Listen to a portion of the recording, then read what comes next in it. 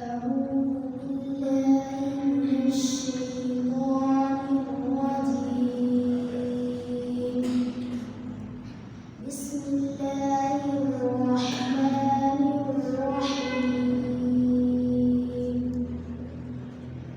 أفلا ينظرون إلى الإبل كيف خلقت وإلى السماء كيف رفعت وإلى الجبال كيف نصبت وإلى الأرض كيف سطحت